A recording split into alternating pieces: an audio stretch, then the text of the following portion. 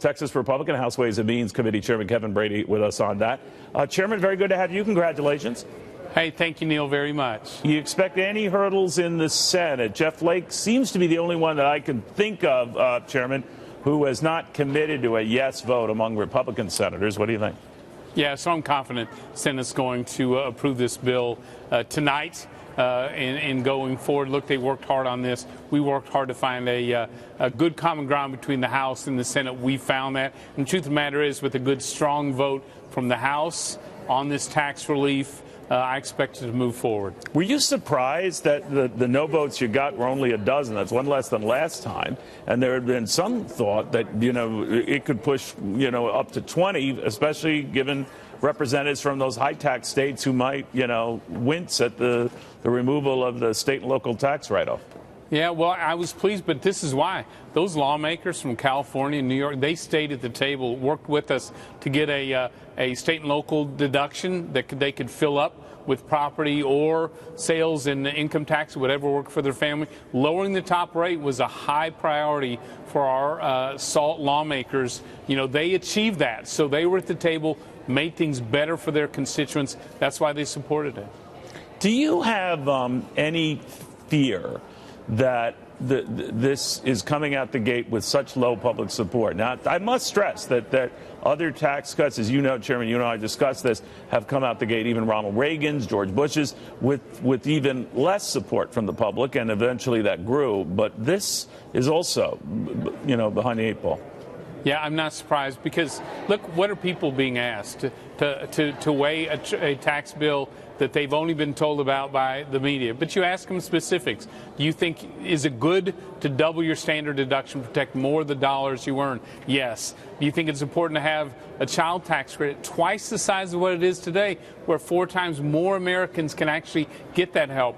Absolutely, yes. Do you want our jobs coming back from overseas with a redesigned tax code? They're all in. So I think, look, Democrats have lowered the expectations because they fear Americans keeping more of what they earn. I think when Americans, families, and small businesses get a chance to really dig deep into this, they're going to like what they see. All right. You hope, right? I mean, I do want to say, while I'm talking to you, Chairman, that Bernie Sanders is saying under the U.S. parliamentarian rules here that there are apparently 3 provisions in the Republican tax bill that violate those Senate rules. I don't know what they are. This is what was largely expected, that there were going to be people questioning the parliamentary nature of this and whether you guys and everything is to order here. But if they do make any changes in the Senate, don't they kick it back to you guys in the House and we go through this again? They do. We expect it. It'll occur tomorrow. I think it's just from a parliamentary or a process standard, no big deal. And the 2 provisions that I think the parliamentarian ruled against, I'm going to work to restore that in a future tax bill. So I think we're going to move together forward again on a very tight timetable.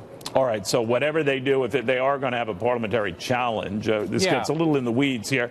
It would have to go back to you, so you guys would have to vote on that. Would it be tonight, Chairman? Would it be tomorrow morning? What? Yeah, I would anticipate tomorrow, and our belief is, so what? If we can get to vote twice on cutting taxes for families and small businesses, glad to do it. Let's switch gears a little bit. The president, and I guess there's some confusion, I'm confused, Congressman, about when he would sign this. I always liken this to closing on a house. You want to make sure you close, and you don't want to delay that because anything can happen, like losing the mortgage and or the house. So are you concerned by reports that the administration, because it has to review this and all of this, that this could get pushed beyond the Christmas break? I've heard some chatter. I haven't talked to the president about the timing of this. I think they're going to want to sign it sooner rather than later, and especially since, look, key dates here.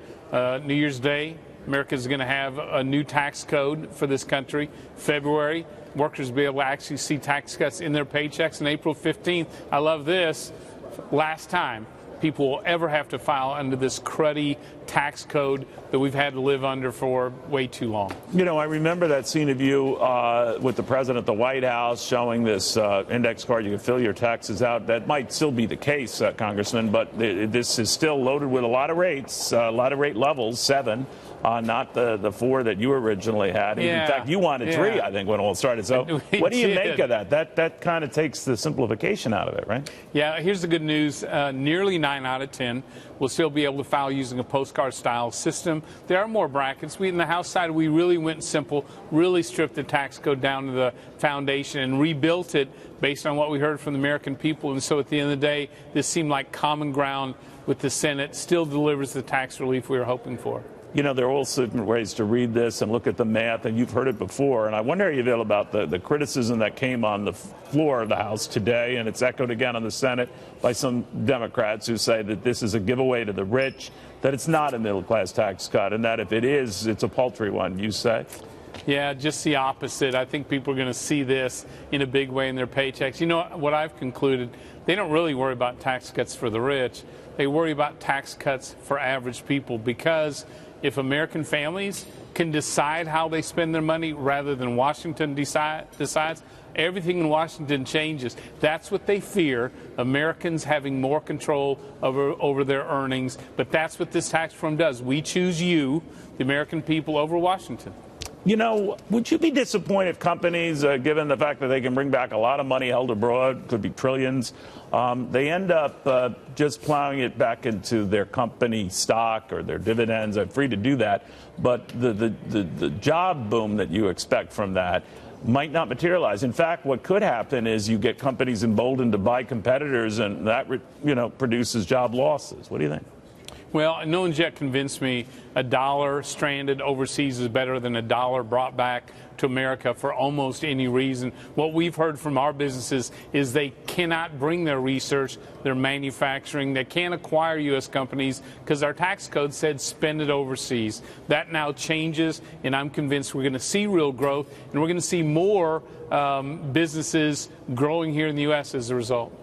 Do you find it surprising, Chairman, that George W. Bush, the last president, had substantial tax cuts across the board, hasn't said boo about this tax cut or any of the principles behind it? Well, I know this. I sat down with him in Dallas on tax reform because we incorporated a number of ideas from his tax commission on tax reform as I worked through what we're doing to redesign the code so our companies can compete and win anywhere in the world. Walk through. Did he like it? Did he like what you were coming up with?